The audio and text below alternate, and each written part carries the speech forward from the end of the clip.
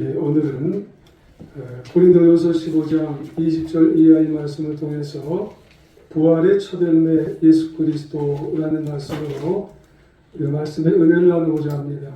하나님의 은혜가 모두에 충만히 마시길 주의 이름으로 축원합니다. 우리 옆 사람을 보면서 인사를 한번 하시기를 원합니다. 예수님의 부활은 우리 믿는 성도의 부활입니다. 예수님의 부활은 우리 믿는 성도의 부활입니다. 잘하셨습니다. 오늘은 좀 원론적인 그런 말씀으로 우리가 은혜를 나누고자 합니다. 오늘은 예수님께서 십자가에 죽으셨다가 부활하신 부활주일입니다. 부활 사건은 2000년 전에 사건인데 교회는 매년마다 이를 기념하여서 부활절을 지키면서 기뻐하는 절기를 우리가 매년마다 지킵니다. 그것은 예수님의 부활 사건이 우리와 뗄래야 뗄 수 없는 상관관계가 되기 때문에 그렇습니다. 그 상관성이 바로 부활 신앙입니다. 아무리 예수님의 부활이 역사적인 대사건이어도 나와 상관이 없다면 그것은 전혀 소용이 없고 무의미한 것입니다. 그러므로 나 자신이 믿는 게 중요합니다. 그래서 예수님의 이 부활하심으로 나도 부활할 수 있다. 이것을 내가 믿어야 예수님의 부활이 역사적인 사건일 뿐만 아니라 내 마음속에 역동적으로 역사하셔서 나중에 나도 부활의 역사에 참여할 수가 있는 것이기 때문에 이게 참 중요한 신앙이 되어야 한다는 그런 말씀이에요. 오늘 본문을 보면 예수님의 부활을 이렇게 표현하고 있습니다.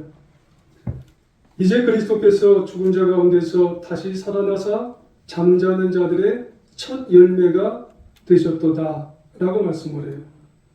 여기서 먼저 잠자는 자라고 하는 것은 육체적으로 죽은 자를 비유하고 있습니다. 그리고 첫 열매라고 하는 것은 앞으로 있을 아주 큰 추수 때 재림시, 강림시에 동일한 열매에 대한 제일 첫 번째 예표가 되는 것입니다.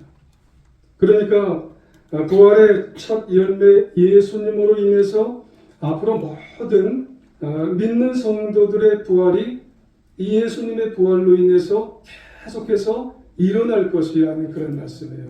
할렐루야. 그래서 오늘 21절 이하에 보면 이런 말씀이 있어요. 사망이 한 사람으로 말미암았으니 죽은 자의 부활도 한 사람으로 말미암는도다. 아담 안에서 모든 사람이 죽은 것 같이 그리스도 안에서 모든 사람이 삶을 얻으리라 라는 말씀이에요. 아담 한 사람으로 인해서 모든 사람이 사망에 이른 것 같이 중요한 것은 예수님 한 분으로 인해서 모든 사람이 부활에 이르게 된다는 그런 말씀입니다. 예수님이 죽음을 이기시고 부활하심으로 모든 인류에게 생명을 주시고 또 부활의 복을 주시게 된 것입니다. 부활의 대표성이에요. 예수님께서 십자가에 고난을 당하시고 그리고 오늘 부활을 하셨어요. 그게 대표성입니다. 예수님을 믿을 때에 우리도 부활하셔서 영원한 생명을 누리게 된다는 말씀입니다. 그런데 부활하게 되는 사람은 무조건 세상의 모든 사람이 다 부활하게 되느냐?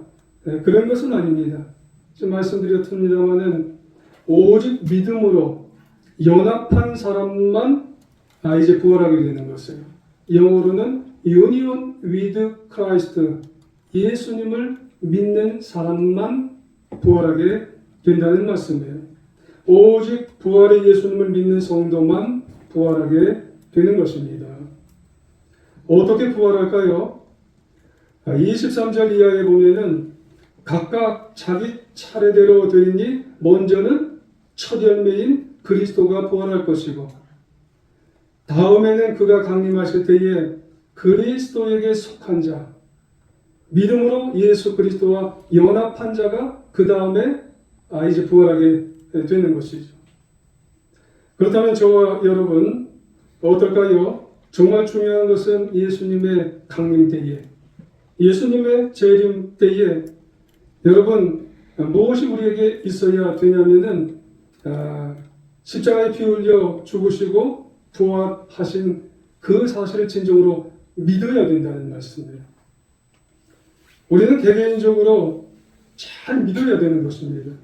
예수님께서 속한 성도로서 나중에 부활하기 위해서 예수님께서 반드시 부활하셨다는 사실을, 우리를 위해 죽으셨다가 부활하셨다는 그 사실을 다른 사람이 아무리 잘 믿어도 소용이 없어요. 할아버지가 잘 믿고 부모님이 잘 믿어도 옆집에 누가 잘 믿어도 전혀 소용이 없습니다. 내가 잘 믿어야 돼요. 개개인적으로 내가 잘 믿어야 첫 열매인 예수님께서 부활하시는 것처럼 내가 부활할 수 있는 것입니다.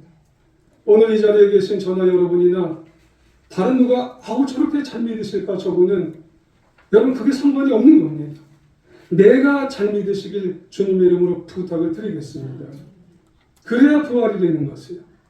그런데 여러분 부활이라고 하는 것은 단순하지가 않습니다. 예수님의 부활에 참여한 성도는 어떤 부활을 여러분 경험하게 될까요? 부활은 우리가 일반적으로 생각하는 그 부활만 가리키는 게 아니에요. 세 가지 면에서 남은 인생 믿음으로 잘 살면 세 가지 부활을 경험하게 됩니다. 하나는 영혼의 부활입니다. 그렇습니다. 예수님의 부활로 인해서 나의 영혼도 반드시 부활을 하게 됩니다. 할렐루야. 로마서 6장 23절에 보면은 죄의 삭은 사망이라고 했어요. 여기서 사망은 죽음이에요. 육신적인 죽음만 가리키는 게 아니라 이 사망 죽음은 영혼의 사망이 포함되어 있습니다. 그러므로 성경에서 사망은 분리, 단절을 얘기하고 있는 거예요. 죄인의 영혼은 하나님과 단절된 것으로서 영적인 생명을 공급을 못 받는 거예요. 사망이 된 것이면. 그래서 참 평안도 없는 것이고 참 기쁨도 없어요. 영원한 생명을 공급받을 수 없기 때문에 항상 공허합니다. 사망된 영혼은 항상 공허한 거예요. 기쁜 것 같지만 공허한 마음이 항상 마음속에 있는 거예요. 이것이 성경이 말하는 죽은 영입니다. 회복되기 위해서 어떻게 해야 될까요, 여러분? 십자가의 예수님, 그 십자가의 예수님의 부활을 믿어야 되는 거예요. 그래야 죄 사함을 받게 되는 것이고요. 영혼의 부활이 내 속에 경험이 되어야 되는 거예요. 에베소서 2장 1절 그리고 6절에 보면 이런 말씀이 있어요. 그는, 예수님은 허물과 죄로 죽었던 너희를 살리셨답니다. 또 함께 일으키사 그리스도 예수 안에서 함께 하늘로 올라 앉히셨느니라 라고 말씀을 하세요. 여러분 근데 지금 현재 에베소 성도들에게 말씀을 하지만 에베소 성도들은 안 죽었어요. 죽은 상태가 아닙니다. 그런데도 허물과 죄로 죽었다는 말은 뭐가 죽었다는 말이냐면 그 에베소 성도들의 영이 지금 죽었다는 상태예요. 에베소 성도들의 영이 영적인 사망이라는 말씀이에요.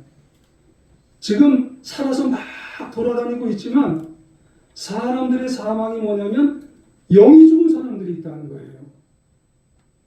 하지만 예수 부활을 믿으면 죄로 죽었던 영혼이 살아서 생명을 누리고 기쁨과 그리고 평안이 있게 된다는 말씀이에요. 할렐루야. 이처럼 우리 아니면 나의 영혼이 예수님의 부활을 믿으면 거듭나는 거예요.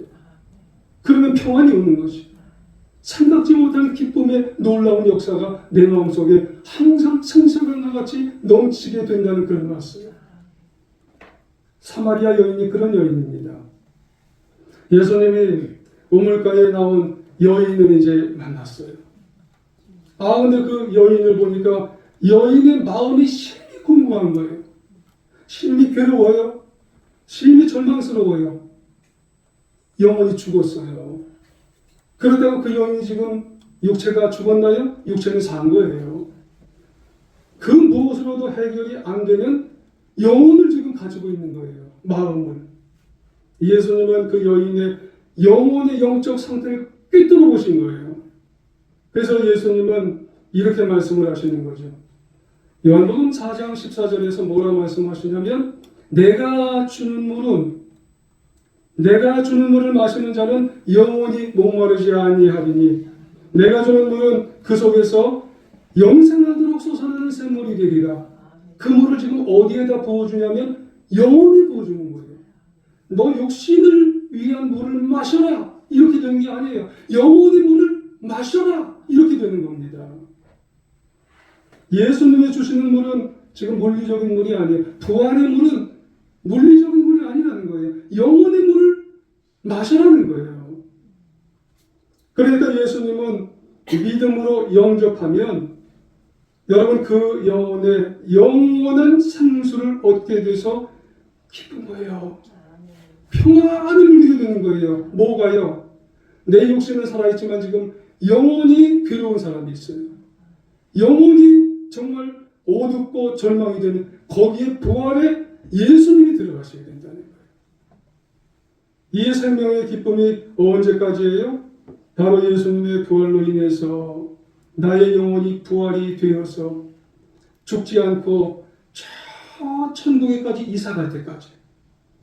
아무쪼록 우리 모두는 예수님의 이 십자가의 부활 이거를 믿고 내 영혼이 정말 항상 생사과 같이 기쁨이 누리고 평안을 누리게 되는 이 영혼의 부활을 경험할 수 있는 우리 모두가 되어야 할 줄 믿습니다.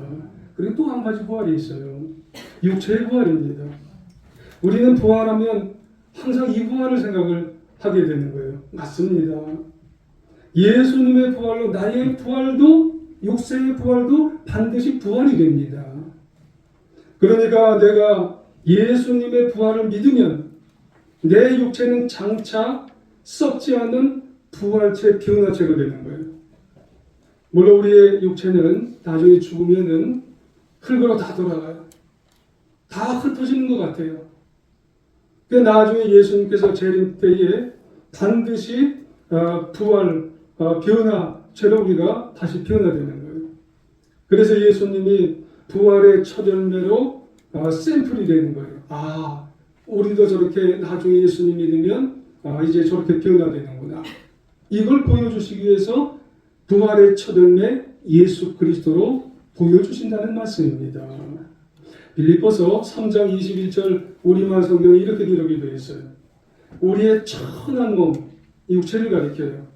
이 육체를 그분의 영광스러운 몸과 같은 형상 부활체로 변화시켜 주실 것입니다. 할렐루야. 그렇다면 우리 성도가 장차 입게 될 부활체는 어떤 모습일까요?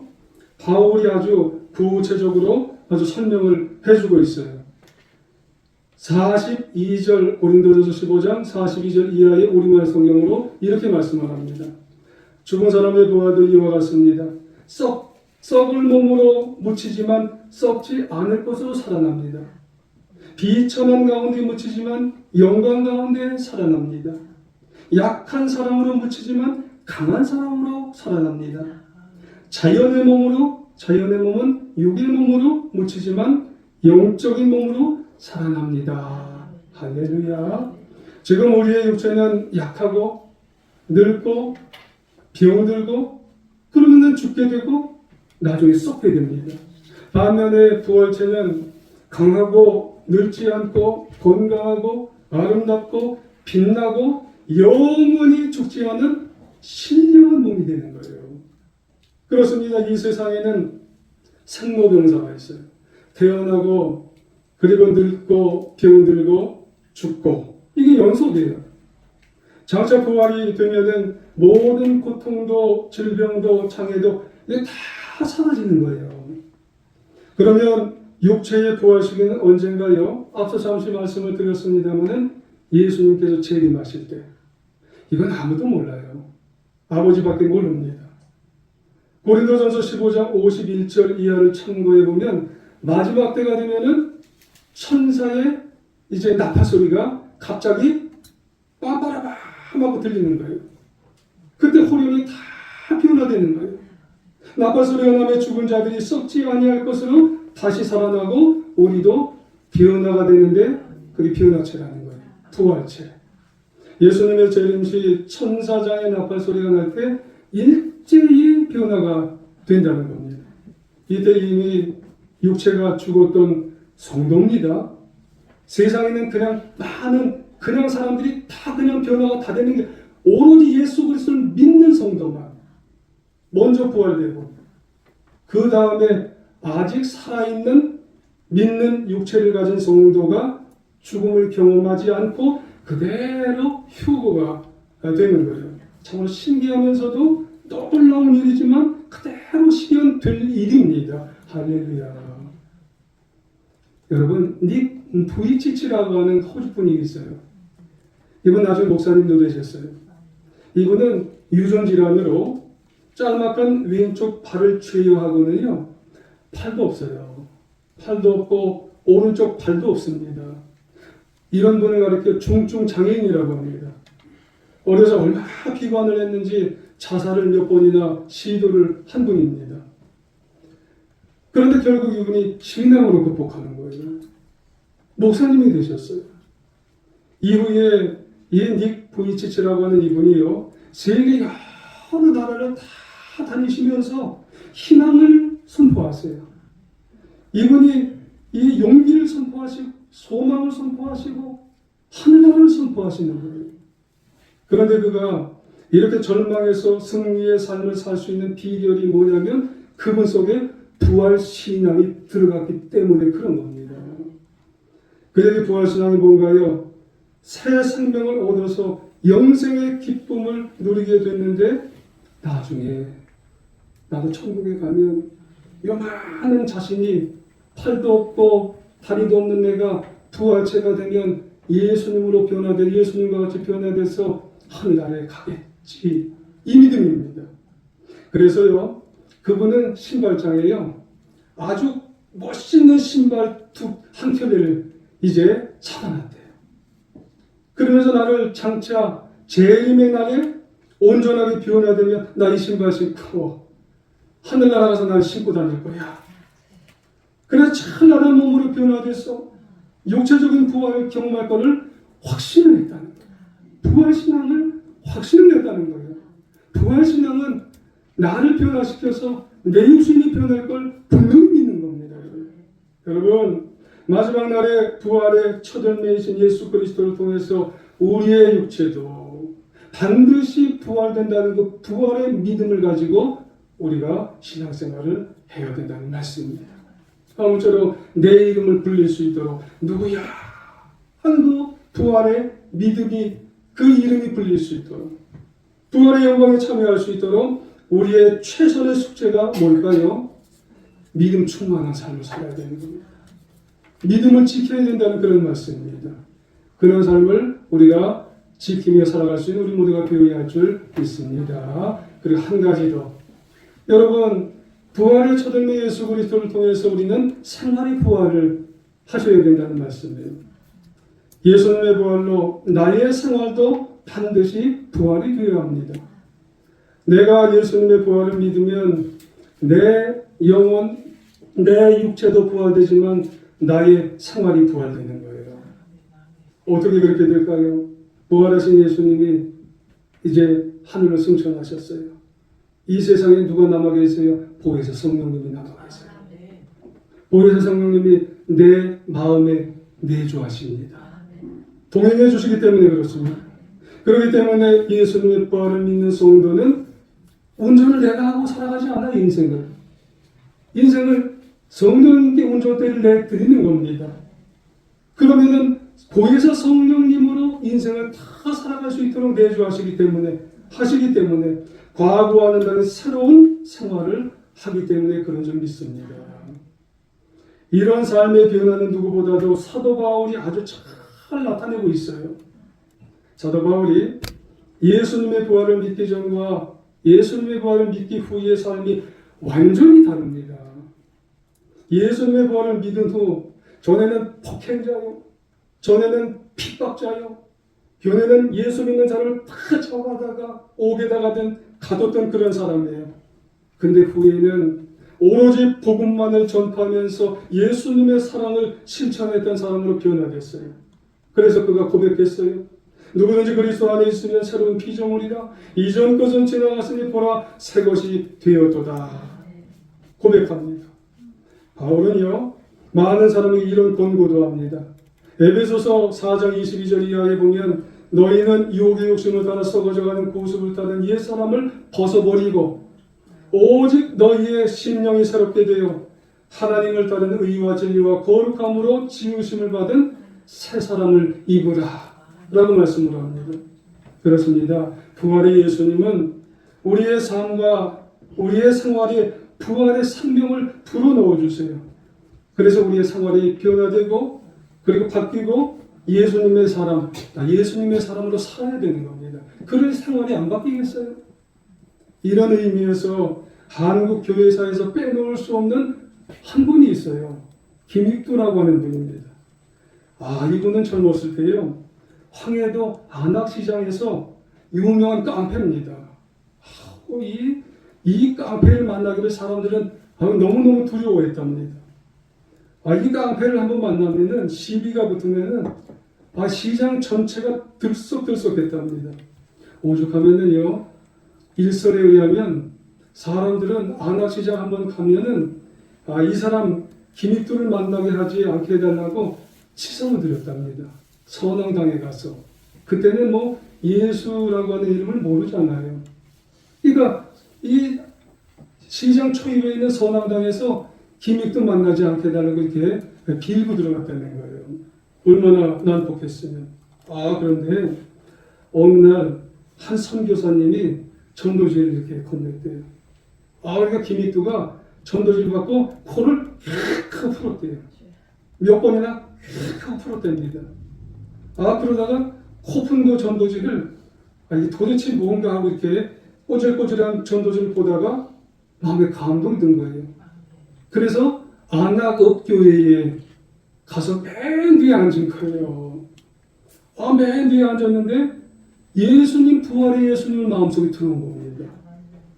진짜 변화됐어요. 사람이 어떻게 변화될지 모르는 겁니다. 그러고 나서 김익두는 매일매일 한 손에는 부고장을 가지고 나 김익두 죽었다. 그리고 한 손에는 성경책을 끼고 그리고 다니는 거예요. 그런데 어느 날 한 사람이 진짜 이 김익두가 변화됐나? 이게 정말 시험을 해보려고 그러는 거예요. 그래서 꾸정물을 김익두가 지나갈 때 뒤에서 확 하고 뿌렸답니다. 그랬을 때 김익두가 어떻게 했겠어요? 털털대고 물을 이제 치우고 웃으면서 이런 말을 했답니다. 너는 옛사람 김익두가 죽은 걸 기뻐해라. 아니었으면 너는 오늘 요절이 났을 것이다. 예수는 내가 믿었는데 덕은 네가 보는구나. 그렇게 얘기를 했답니다. 여러분, 부활의 예수님이 내가 진짜 믿으면 생활이 변화되는 거예요. 오늘 우리는 부활절 지키고 있잖아요. 하지만 우리는 단순한 부활절로 내가 매년마다 부활절이 오면은 부활절을 행사로 보내고 있었던 내가 아닌지. 여러분, 부활신앙으로 이 믿음으로 내가 무장해야 된다는 말씀입니다. 내 영혼도 내 육체도 내 생활도 반드시 부활로 확신하면서 변화하면서 기뻐하며 살아갈 수 있는 나의 마음이 나의 생활이 되어야 한다는 그런 말씀입니다. 4월 2일자 올해요. 국민일보 미션날에 실린 글을 제가 보게 됐어요. 지금 거기는 전쟁입니다. 비밀리에 모이는 이란 지하교회에서 이런 글이 있었답니다. 이란 신앙 공동체는 여전히 모여서 교제하고 있대요. 기도하는 걸 최우선으로 삼고 있답니다. 미사일 공격의 위험뿐만 아니라 정부 통제 속에서도 서로 모여서 격려하고 서로 모여서 어두움에 빛이 되려고 노력을 하고 있답니다. 한 지하교회는 전쟁 중에는 9명이 모였는데 전쟁이 시작되고 나서 21명이 모였답니다. 더 모였대요. 연일 미사일이 떨어지는 도시의 한 지하교회 리더인 파르빈과 아우마드 가명인 부부는 피일한 권유를 정중히 거절하면서도 이 파르빈이라고 하는 이 남편은 기독교인으로서 이곳에 남아 이웃을 돕기를 원했대요. 그리고 상황이 허락된다면 계속해서 복음을 더 정말 어려운 사람들에게 전하기를 원하는 그런 고백을 했다고 하는 말씀이에요. 왜일까요? 이분 부부든 아무리 힘들어도 이란 교회는 살기 때문에, 하나님의 영광은 나타날 것이기 때문에, 부활의 예수님은 다시 오셔서 부활을 역사하기 것이기 때문에 그렇다는 거예요. 오늘 고린도전서 15장 57절의 말씀이에요. 그러므로 내 사랑하는 형제들아 견실하며 흔들리지 말며 항상 주의 일에 더욱 힘쓰는 자들이 되라. 이는 너희 수고가 주 안에서 헛되지 않은 줄을 알미니라. 여러분은 부활의 예수님을 붙들고 살아가잖아요. 아무쪼록 예수님의 부활이 있기에 우리는요, 세상을 살아가는 동안 어떤 고난이, 어떤 어려움이, 어떤 시기와 질투와 괴로움이 나에게 있다 할지라도 부활의 신앙, 부활을 통해서 영광이 있구나. 여러분, 이걸 통해서 우리가 나를 바라보시는 그 부활의 손길이 나에게 주어질 때, 하나님, 예수님, 나에게 부활로 나에게 가게 하시옵소서. 나를 들려지게 하여 주옵소서. 그래서 부활의 승리를 이루어내는 우리 사랑하는 성도님들 다 되시기를 간절히 주님의 이름으로 축원합니다.